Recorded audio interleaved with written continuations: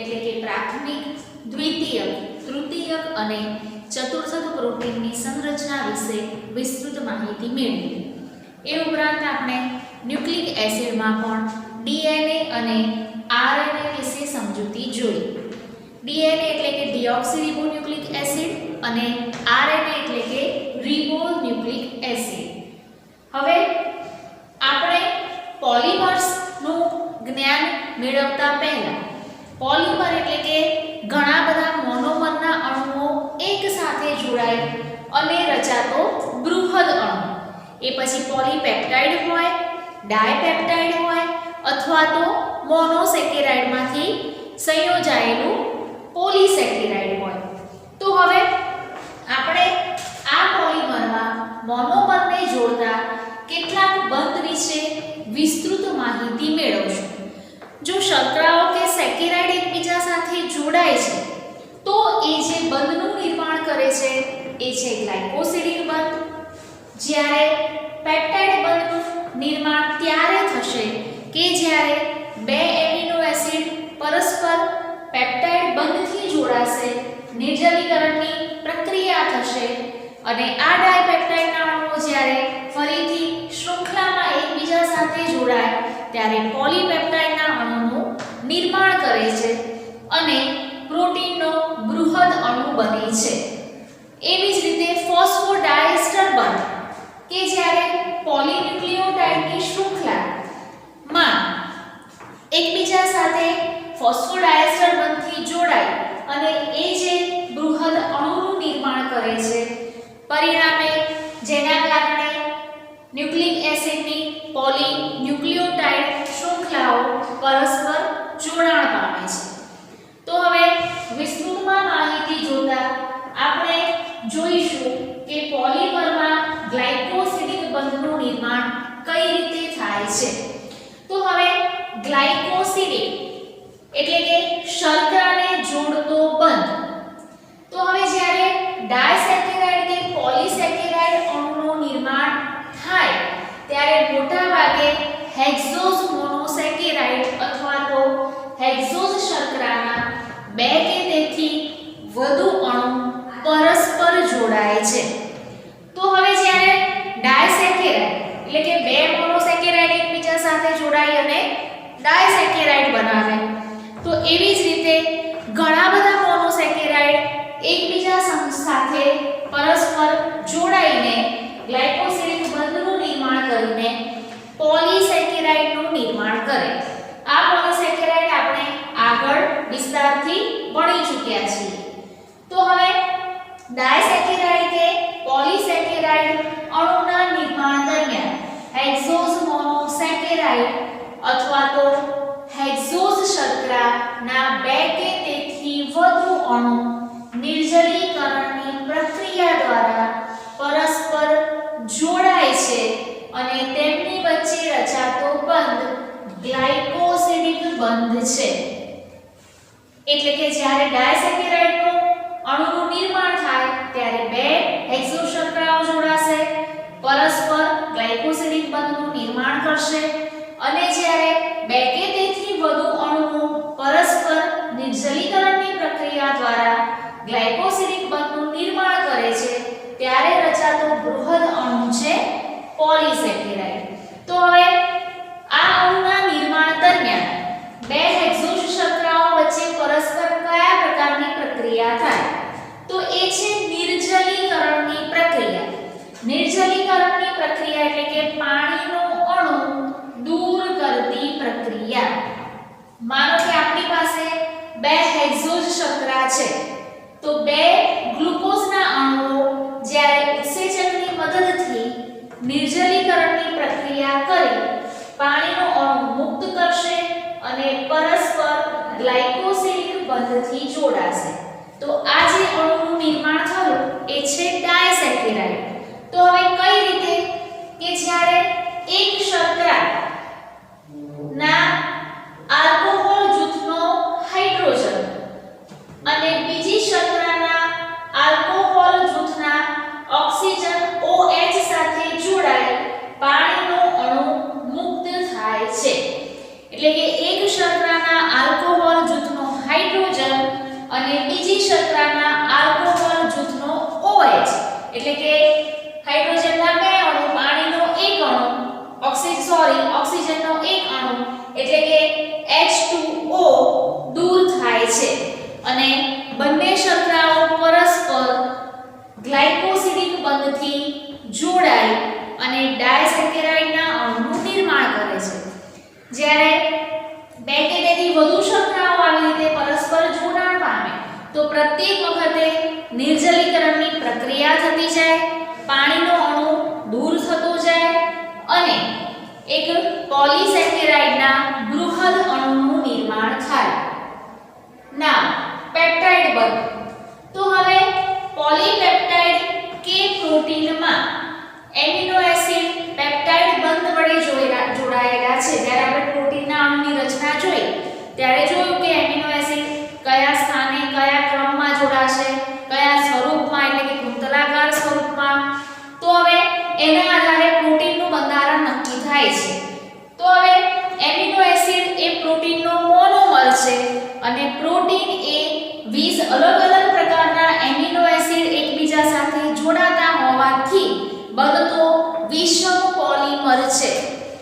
હવે પોલીપેપ્ટાઇડ કે પ્રોટીનમાં amino acid peptide બંધ વડે જોડાયેલા છે. એક એમિનો એસિડના કાર્બોક્સિલ સમૂહ સાથે તેના પછીના એમિનો એસિડના એમિનો સમૂહ વચ્ચે નિર્જલીકરણની પ્રક્રિયા થશે, પાણીનો અણુ દૂર થશે અને પરિણામે પેપ્ટાઇડ બંધનું નિર્માણ થાય છે. એટલે કે CONH બંધ પેપ્ટાઇડ બંધ છે. અને 2 એમિનો એસિડ પરસ્પર જોડાવાથી પેપ્ટાઇડ બંધ દ્વારા ડાયપેપ્ટાઇડનું સૌપ્રથમ નિર્માણ થાય. તો હવે શૃંખલામાં આવા ઘણા બધા એમિનો એસિડ પરસ્પર પેપ્ટાઇડ બંધ દ્વારા જોડાય, પરિણામે નિર્જલીકરણની પ્રક્રિયાથી દરેક વખતે પાણીનો એક અણુ મુક્ત થતો જાય અને એમની વચ્ચે પેપ્ટાઇડ બંધનું નિર્માણ કરે. તો હવે એક એમિનો એસિડનો કાર્બોક્સિલ સમૂહ અન્ય એમિનો એસિડના એમિનો સમૂહ સાથે જોડાય, પરિણામે પાણીનો અણુ દૂર થાય અને પેપ્ટાઇડ બંધનું નિર્માણ થાય.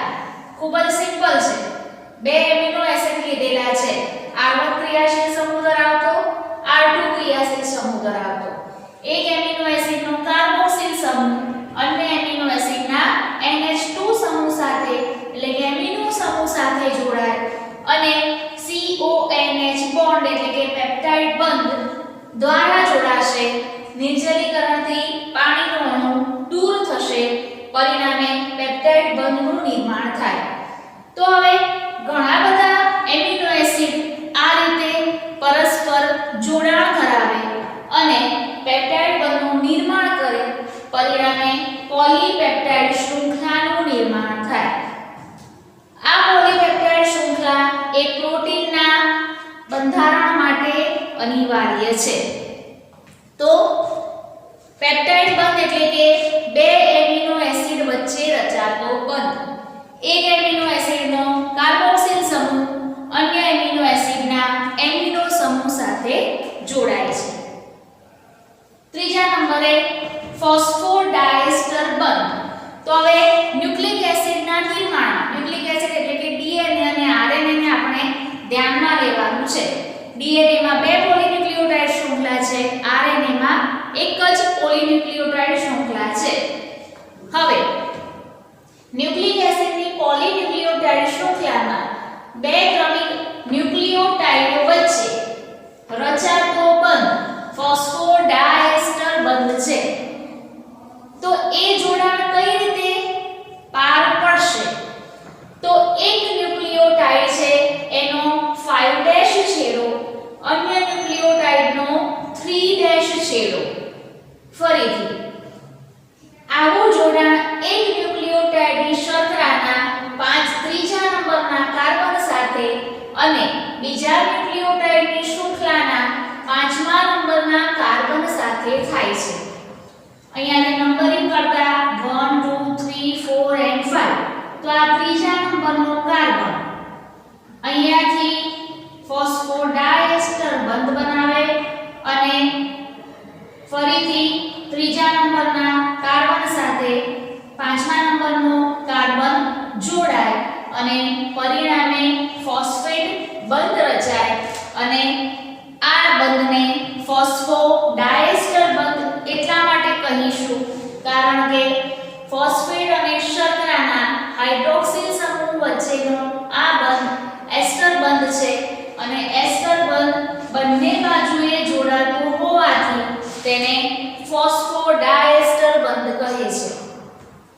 કે જ્યારે ડીએનએ કે આરએનએ ના અણુનું નિર્માણ થતું હોય તો એમાં પોલીન્યુક્લિયોટાઇડ શૃંખલા જોઈએ અને એ પોલીન્યુક્લિયોટાઇડ શૃંખલામાં બે ક્રમિક ન્યુક્લિયોટાઇડ વચ્ચે ફોસ્ફોડાયસ્ટર બંધ રચાય છે અને ફોસ્ફોડાયસ્ટર બંધ કઈ રીતે જોડાય તો એક ન્યુક્લિયોટાઇડની શર્કરાના ત્રીજા કાર્બન સાથે અન્ય ન્યુક્લિયોટાઇડની શર્કરાનો પાંચમા કાર્બન સાથે જોડાણ થાય અને ફોસ્ફેટ વચ્ચે જોડાણ થશે અહીં આ પ્રકારે જેના કારણે રચાતો બંધ એસ્ટર બંધ છે અને આ બંધ બંને બાજુએ નિર્માણ થતો હોવાથી તેને ફોસ્ફોડાયસ્ટર બંધ કહીશું કે બે વખત રચાય છે માટે ડાયસ્ટર. તો હવે પોલિમરની રચના કરતા આવા વિવિધ પ્રકારના બંધની માહિતી મેળવી એ પૈકી એક છે ગ્લાયકોસિડિક બંધ, બીજો છે પેપ્ટાઇડ બંધ, ત્રીજો છે ફોસ્ફોડાયસ્ટર બંધ. ગ્લાયકોસિડિક બંધ જે બે હેક્સોસ મોનોસેકેરાઇડ પરસ્પર જોડાઈ અને ડાયસેકેરાઇડનો અણુ અને સો ઓન પોલીસેકેરાઇડ બનાવે. પેપ્ટાઇડ બંધ કે જેમાં બે મોનોપેપ્ટાઇડ ના અણુઓ એકબીજા સાથે જોડાઈ ડાયપેપ્ટાઇડ બનાવે અને સો ઓન પોલીપેપ્ટાઇડ શૃંખલા અને પ્રોટીનના અણુનું નિર્માણ કરે. અને એ જ રીતે ફોસ્ફોડાયસ્ટર બંધ કે જેમાં બે ન્યુક્લિયોટાઇડમાં એક ન્યુક્લિયોટાઇડની શર્કરાના ત્રીજા કાર્બન સાથે અન્ય ન્યુક્લિયોટાઇડની શર્કરાના પાંચમા કાર્બનનો ફોસ્ફેટ અણુ જોડાય અને પરિણામે જે બંધ રચાય છે તેને ફોસ્ફોડાયસ્ટર બંધ કહીશું કારણ કે બે જગ્યાએ એસ્ટર બંધનું નિર્માણ થાય છે.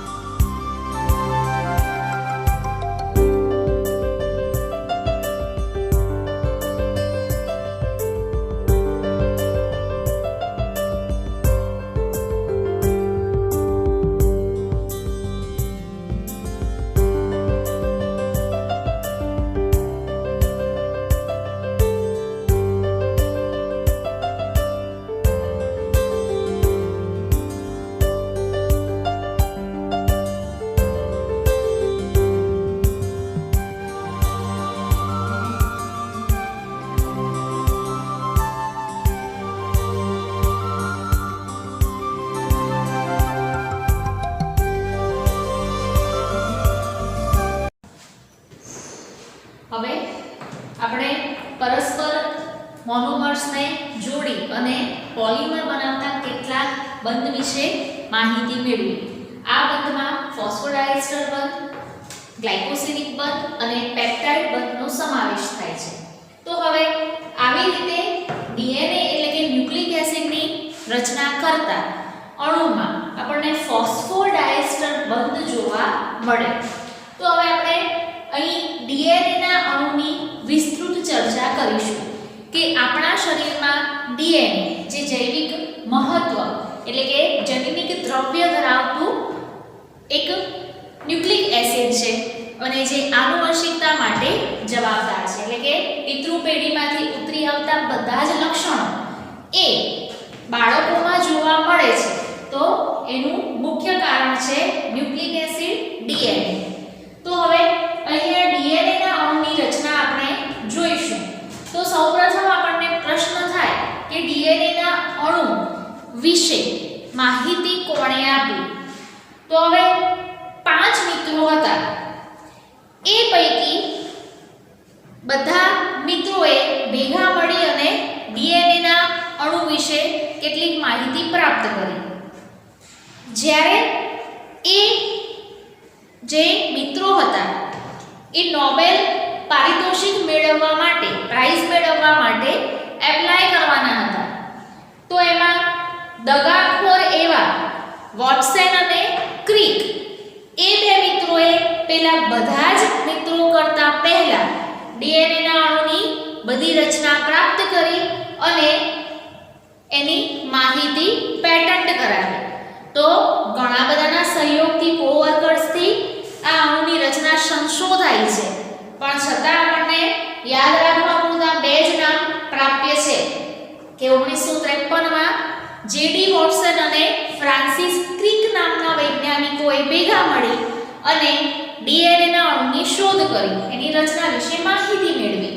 આમ તો વાસ્તવમાં ઘણા બધા કોવર્કર્સ છે, છતાં પણ નોબેલ પારિતોષિક વિજેતા આ બંને જ જણા છે કે જેમણે ડીએનએ ના અણુની આ પ્રકારે માહિતી આપી. Okay, whatever. હવે આપણે એ બહુ સંલગ્ન વસ્તુ નથી, છતાં પણ આપણે આગળ અણુની ચર્ચા કરીશું.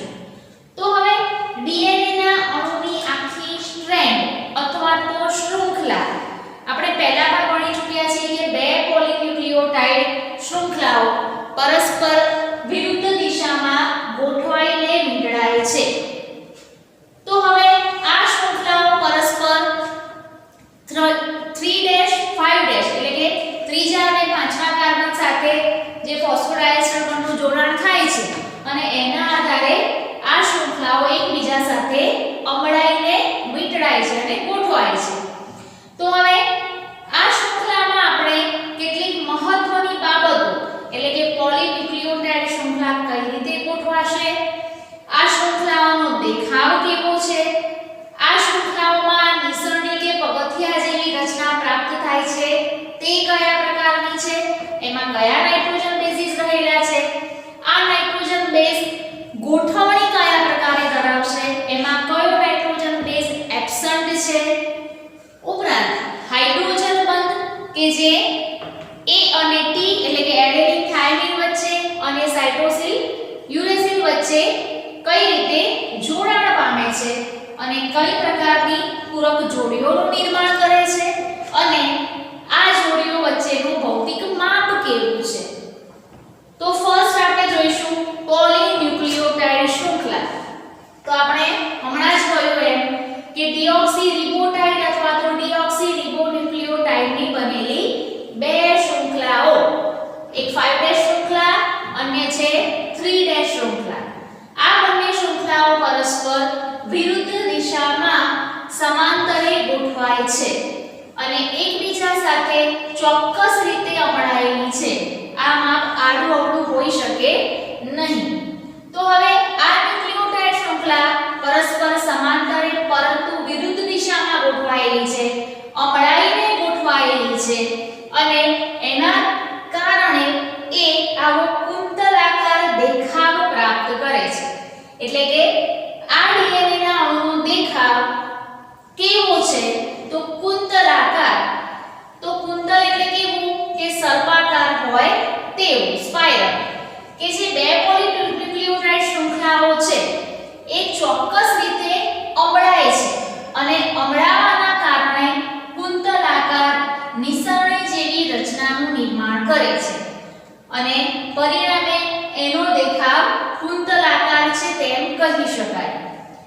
નિસરણીની રચના.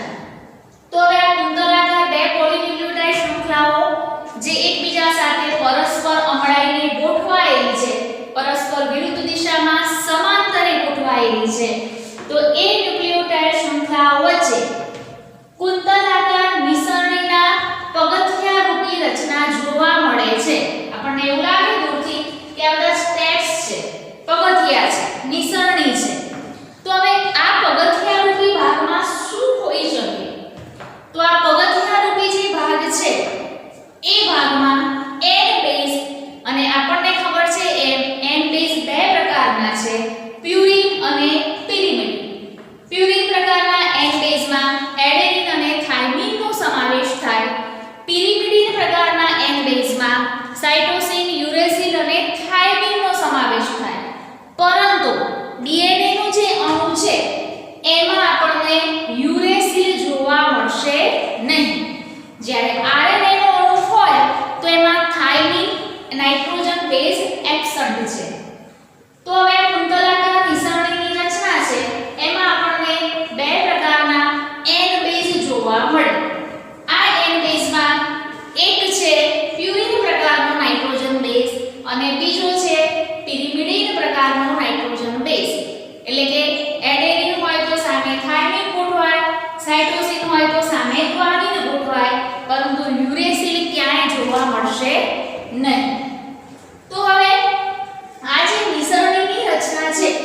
જેમાં મુખ્ય ભાગને લંબ અક્ષે અંદરની તરફ બંને શૃંખલાઓ વચ્ચે પૂરક જોડી બનાવે છે. આ બંને શૃંખલાઓ છે અને એની સામે બંને નિશાનની જે નિશાનની રચના બની છે એમાં બંને બાજુએ આ રીતે પૂરક જોડીઓ ગોઠવાય છે. કુંતલના પ્રત્યેક પગથિયા બીજા પગથિયાથી 36 ડિગ્રીના ખૂણે છે. એટલે કે એક પગથિયું અને અન્ય પગથિયું એ એકમેકથી 36 અંશના ખૂણે રહેલું છે.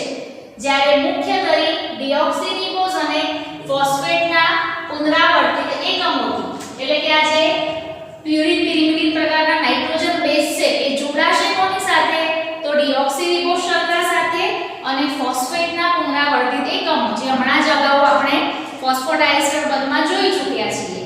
તો એ જે રચના છે કે ડિઓક્સિરિબોઝ શર્કરા અને ફોસ્ફેટના પુનરાવર્તિત એકમો અને એની સાથે પ્યુરિન અને પિરિમિડિન પ્રકારના N બેઝની ગોઠવણી થાય છે. હવે N બેઝ નાઇટ્રોજન બેઝની ગોઠવણી થશે કઈ રીતે? ખબર છે તે કે નાઇટ્રોજન બેઝ એટલે બે પ્રકારના પ્યુરિન અને પિરિમિડિન. આ જે પ્યુરિન પ્રકારનો નાઇટ્રોજન બેઝ છે તો બે પોલીન્યુક્લિયોટાઇડ શૃંખલા છે આપણી પાસે 3' 5' એક શૃંખલા પર જો નાઇટ્રોજન બેઝ તરીકે એડેનિન ગોઠવાય તો સામેની શૃંખલા પર ગ્વાનિન જ હોય. એટલે કે એક શૃંખલા પર જો પ્યુરિન બેઝ હોય તો અન્ય શૃંખલા પર પિરિમિડિન બેઝ હોય. એક શૃંખલા પર પિરિમિડિન બેઝ હોય તો સામેની શૃંખલા પર પ્યુરિન પ્રકારનો નાઇટ્રોજન બેઝ હોય. પરંતુ આ શૃંખલાઓમાં સામસામે બે પ્યુરિન કે બે પિરિમિડિન ક્યારેય હોતા નથી. અહીં A ની સામે ક્યારે A નહીં આવી શકે, T ની સામે ક્યારે T નહીં, C ની સામે ક્યારે C નહીં, G ની સામે ક્યારે G નહીં. પરંતુ પિરિમિડિન હશે તો સામે પ્યુરિન, પ્યુરિન હશે તો સામે પિરિમિડિન પ્રકારનો નાઇટ્રોજન બેઝ જોવા મળે. એટલે કે DNA માં પ્રત્યેક અણુમાં પ્યુરિન અને પિરિમિડિન બેઝનું પ્રમાણ સરખું હોય છે. આ પ્રમાણ ક્યારેય ઓછા વત્તા પ્રમાણમાં જોવા મળતું નથી. એક શૃંખલા પર એડેનિન હોય તો સામેની બીજી શૃંખલા પર થાઇમિન ગોઠવાય. એક શૃંખલા પર થાઇમિન હોય તો સામેની બીજી શૃંખલા પર એડેનિન ગોઠવાય. એક શૃંખલા પર ગ્વાનિન હોય તો સામેની શૃંખલા પર સાઇટોસિન ગોઠવાય. એક શૃંખલા પર સાઇટોસિન હોય તો સામેની શૃંખલા પર ગ્વાનિનની ગોઠવણી થાય છે.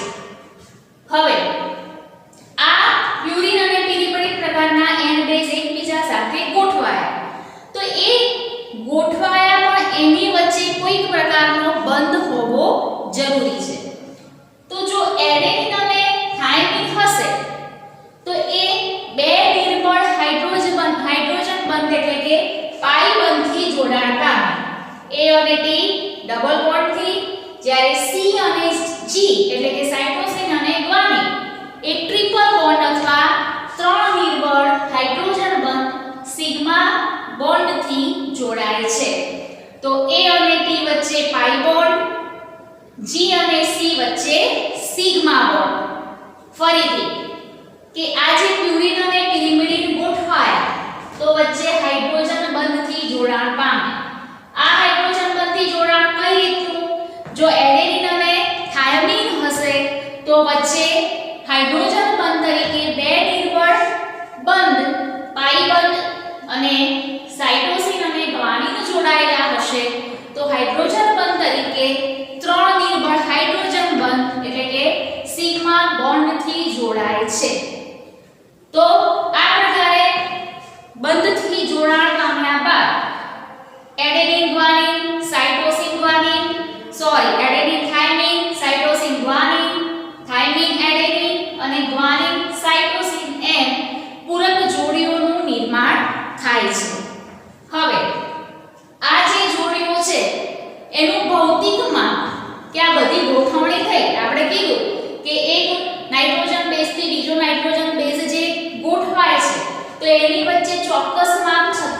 અંશ સેલ્સિયસના ખૂણે ગોઠવાય છે ને લંબ અક્ષે. તો હવે આ પૂરક જોડીઓનું ભૌતિક માપ એટલે કે જ્યારે કુંતલાકારે ગોઠવાયેલી પોલિન્યુક્લિયોટાઇડ શૃંખલા છે તેમાં એક સંપૂર્ણ કુંતલ કે જેનું ભૌતિક માપ છે 34 એંગસ્ટ્રોમ. આખા એક સંપૂર્ણ કુંતલમાં પૂરક જોડીઓ એટલે કે n બેઝ કુલ 10 ની સંખ્યામાં છે અને આ પ્રત્યેક n બેઝ વચ્ચેનું અંતર 3.4 એંગસ્ટ્રોમ જેટલું છે.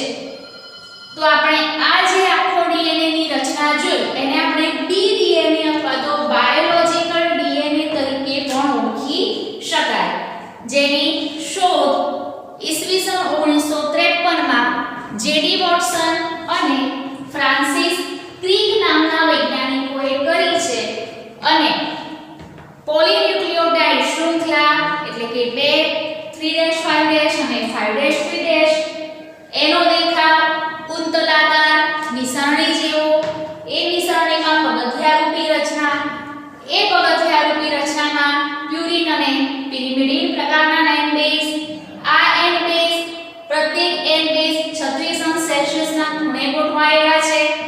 આ n બેઝની ગોઠવણી પણ ચોક્કસ છે એટલે કે પ્યુરિન સામે પ્યુરિન, પિરિમિડિન સામે પિરિમિડિન. ક્યારે બંને પ્યુરિન કે પિરિમિડિન એકબીજાની સામસામે જોવા મળતા નથી. પરિણામે આ જે પ્યુરિન અને પિરિમિડિન નાઇટ્રોજન બેઝ સામસામેની શૃંખલા પર ગોઠવાય છે અને ચોક્કસ પ્રકારના બંધથી એટલે કે એડેનિન અને થાયોમિન એ પાઈ બંધથી, જ્યારે સાઇટોસિન અને ગ્વાનિન એ સિગ્મા બંધથી જોડાય છે અને આ પૂરક જોડી ATCG સ્વરૂપે જોવા મળે છે. સંપૂર્ણ કુંતલની લંબાઈ છે 34 એંગસ્ટ્રોમ. બે પરસ્પર રહેલા n બેઝ વચ્ચેનું અંતર છે 3.4 એંગસ્ટ્રોમ અને કુલ એક કુંતલ આખું હોય એમાં n બેઝ કુલ એટલે કે પ્યુરિન અને પિરિમિડિન નાઇટ્રોજન બેઝ 10 ની સંખ્યામાં જોવા મળે છે.